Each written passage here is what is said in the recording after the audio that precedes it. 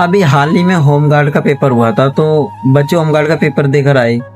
वही पेपर देखने के बाद पता क्या समझ में आया कि हमारा जो टाइम चल रहा है ना, जो यंग एज के बच्चे हैं, भाई इतना बुरा है, टाइम भी बुरा है। और हमारी नई उम्र में जो कंपटीशन चल रहा है ना, इतना हाई कंपटीशन है भाई कि तुम किसी भी चीज को थोड़ा बहुत मेहनत करके हासिल नहीं कर सकते हो।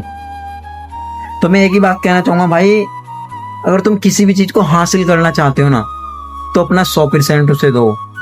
टाइम बर्बाद मत करना अपना, क्योंकि तुम जिस चीज को हासिल करना चाहते हो 100 और लोग भी उसी चीज के पीछे हैं। तो अगर तुम सोचते हो कि मैं थोड़ी बहुत मेहनत करके चीजें हासिल कर लूं, तो भाई आज के टाइम पे मुमकिन नहीं है, पहले हो जाता था। अगर वो चीज जिसके लिए तुम मेहनत, वो किसी एक इंसान को मिले ना, वो इंसान तुम खुद होने चाहिए। मेहनत इस लेवल की करना